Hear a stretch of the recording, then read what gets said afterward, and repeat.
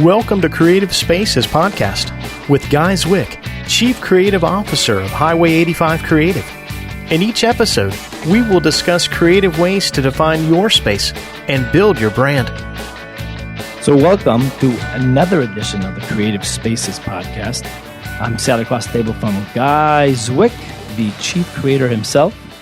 Quickly just want to get into, so 2017 was a great year, banner year. It was perfect for people, for places, for prospects, for customers, everything, processes. 2018, the word is dominate, hashtag dominate.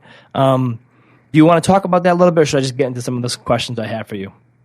I don't know. The word says it all. Well, but your what gut, does that mean? For what you, when you say do you want to just, yeah, exactly. Let's talk about that. Yeah, I mean, so maybe this jumps onto some of the other things you want to talk about, but as far as dominating is, we are in the process right now of moving to a second building where we're going to have all warehousing. We're going to have buy direct taking off in the front. We're building a podcast live studio.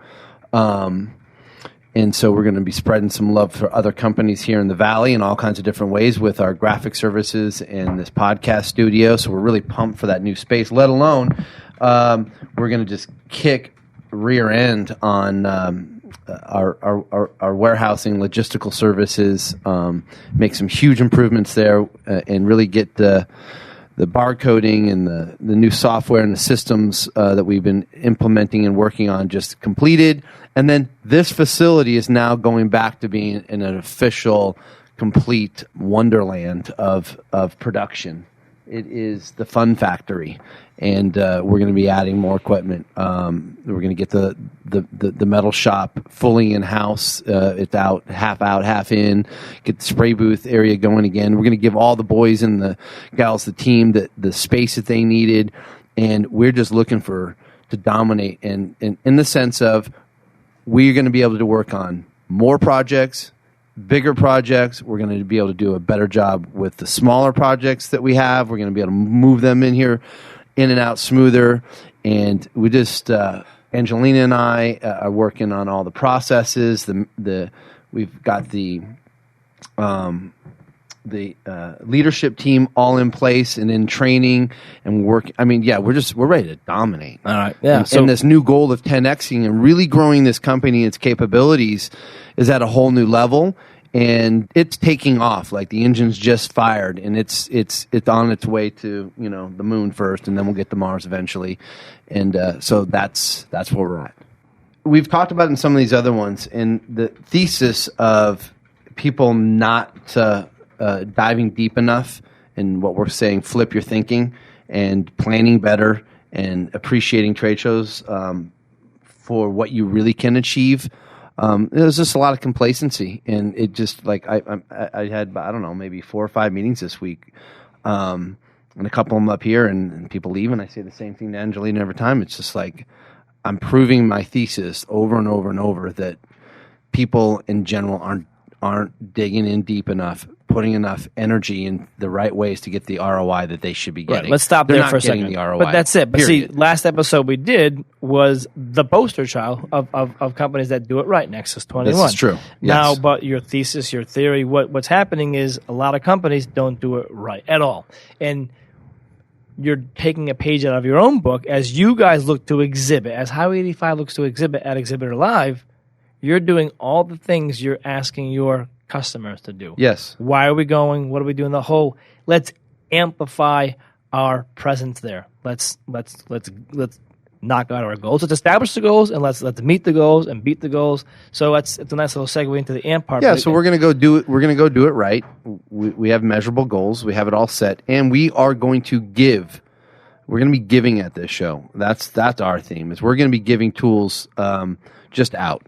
We don't care if our competitors use it. We don't care if people that aren't working with us use it. We want our industry to thrive. We want customers and our competitors' customers to thrive, because the ecosystem of the trade show land, if you're in the land, I mean, you can't just be tearing us all apart. And so that is gonna be the theme. When we get there, you're gonna see. I don't want to tell what we're giving away, but we're giving away tools and a lot of love while we're there too. Right. We're just going to have some fun. Yes. Well, of course you are. It's Highway 85. It's Guy Zwick. But that, you did a really good job of teasing it. a big theme, a big pervasive thing for you is going to be thanks and giving thanks, but also flip your thinking. That's really what it comes giving down to. tools to have other people to succeed. So this will be good. So that show is when? End of February. End of February, right. Mandalay Bay. In Mandalay Bay. They've changed the show up a little bit this year, changing the floor plan, doing some new things because they were doing the same thing for quite a while. So I'm excited, and they do a lot of training. There's a lot of courses and things on the outside for exhibit managers and experiential marketing professionals to advance their knowledge and share ideas and then come to our show. The exhibit portion of it, and right. So it's like any other industry, but if you're in the exhibit industry, so let me ask you this, and you just answered it, but just I think it's an important point to kind of go over. Who goes to if you're an attendee at this show? Are you a trade show manager at a company? Are you who are the attendees there? It's kind of a mixed bag. If you go, in the sense that it can be anybody for the most part. What we would call a buyer or whatnot would be an exhibitor. From our standpoint as a experiential marketing company, exhibit house, a builder, is someone in a marketing department. Okay. So, in some of the bigger firms, you have dedicated events and trade show managers, Sure. right? So they're definitely people that come to see what's going on in the industry.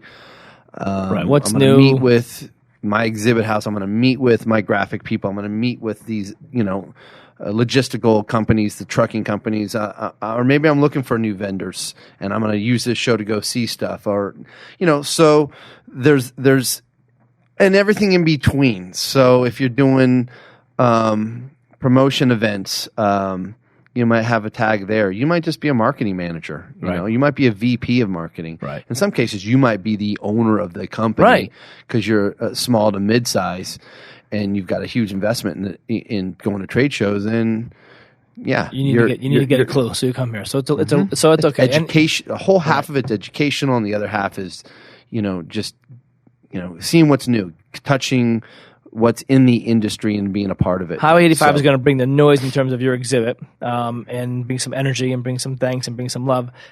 Outside of the actual exhibit portion, will you and your team be out there looking, learning, hanging, going to class? I mean, what's your staff at the show? What are you asking them to do? No. We're going to be busy giving our tools away. Gotcha.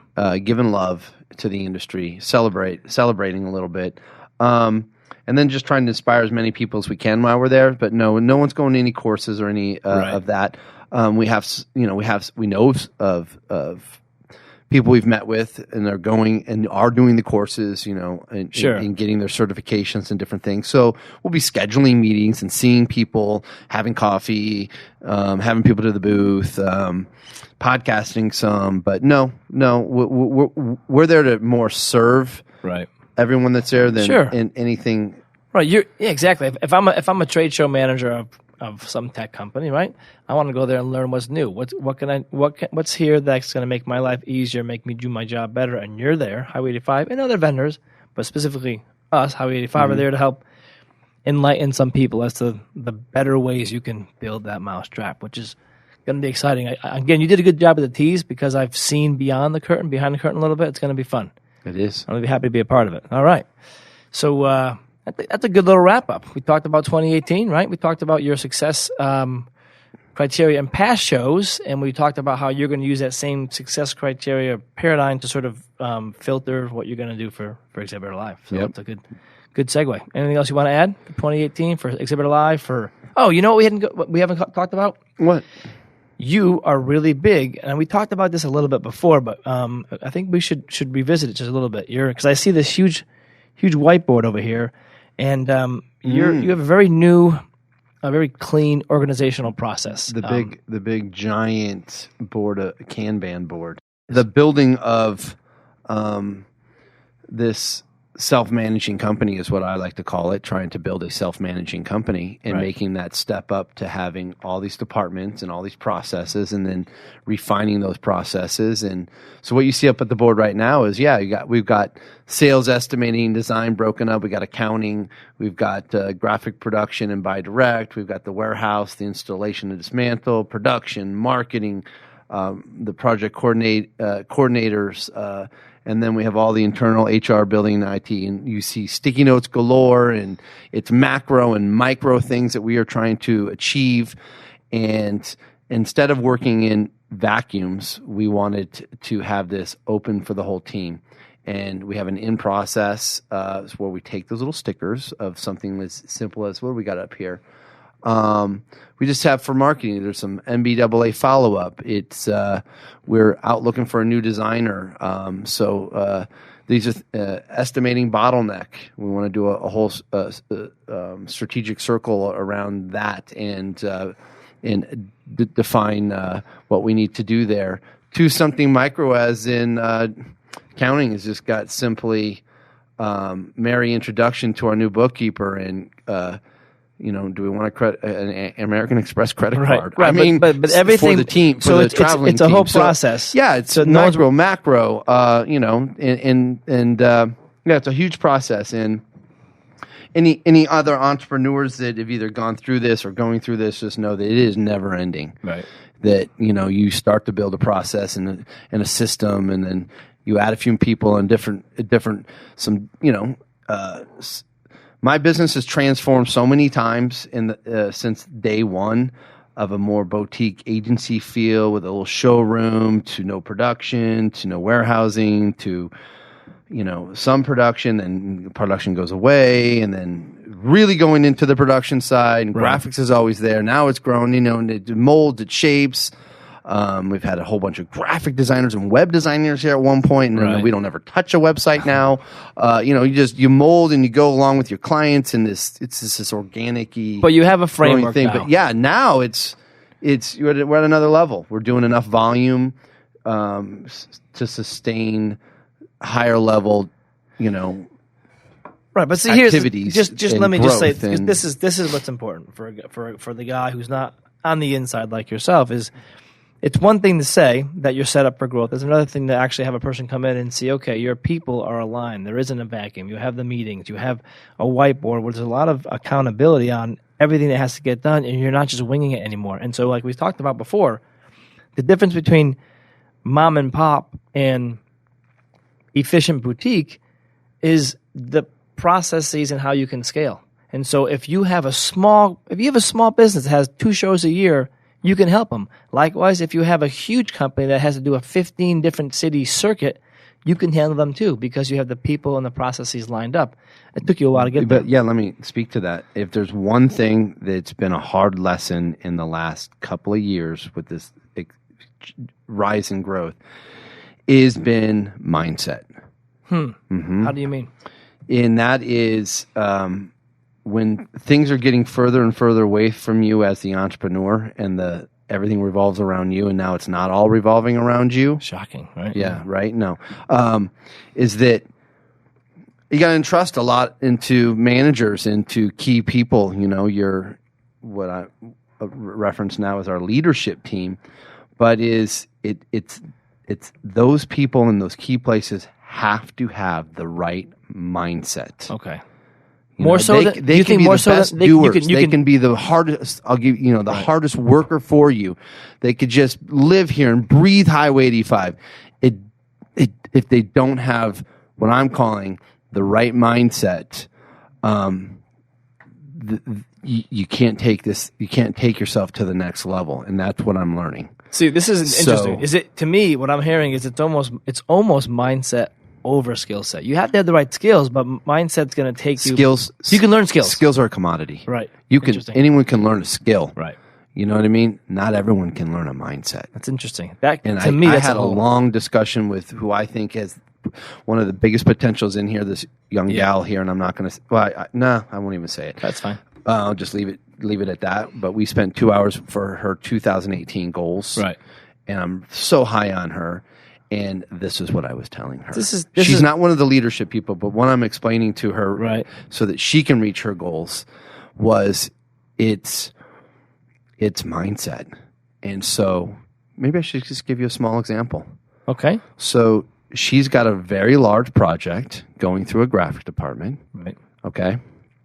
And I suggested that she give this team their favorite beer.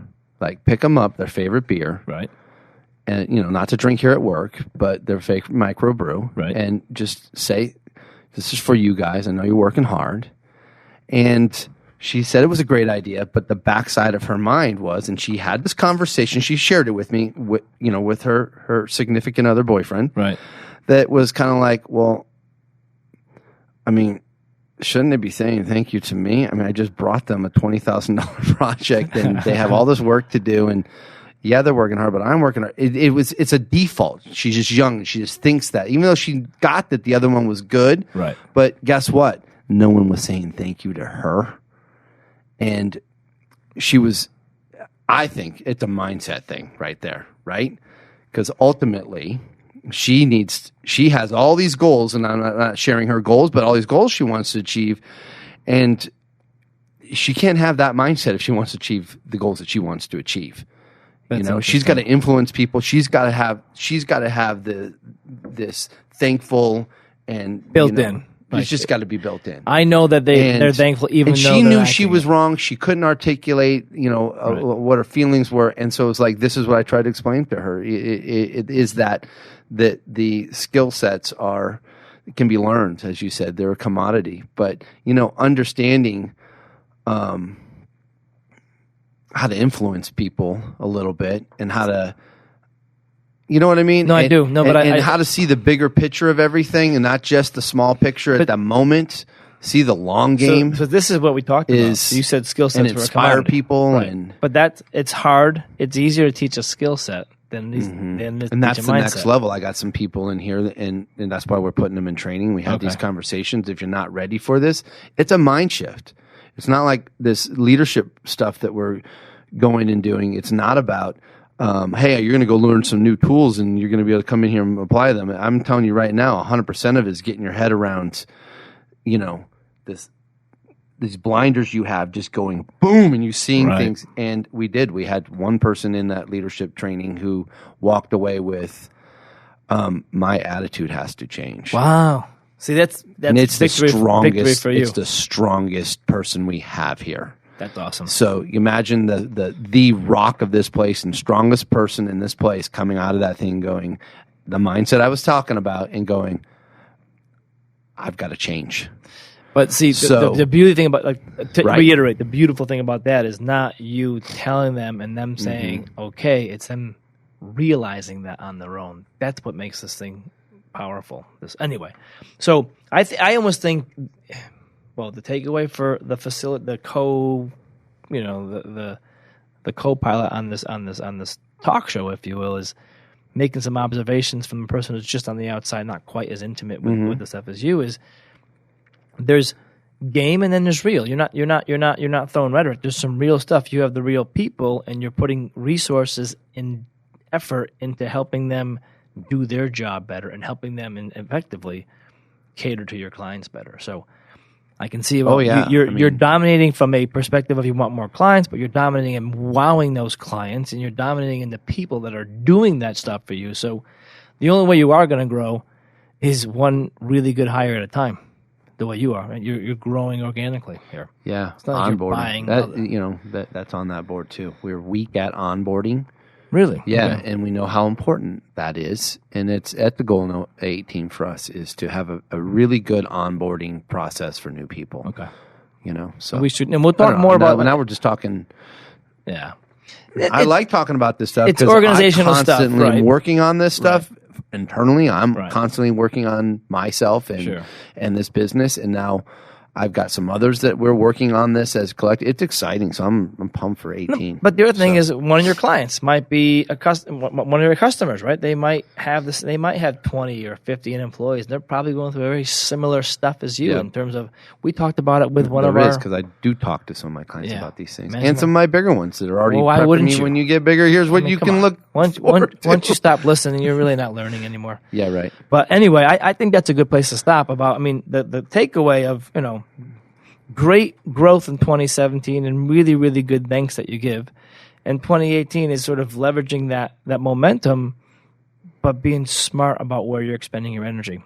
Yep. With the right people and the right processes and the right customers. You just gave me some advice right there. How about that? Because I didn't say that, but I'm agreeing with you. That's for free. Right, yeah. That's why we do what we do. I know. Anyways, I think we can wrap it up right now as a really good first of the year or first of the new year podcast. Yeah. Thank you for listening to Creative Spaces Podcast. For more information about Highway 85 Creative, visit us at highway85creative.com.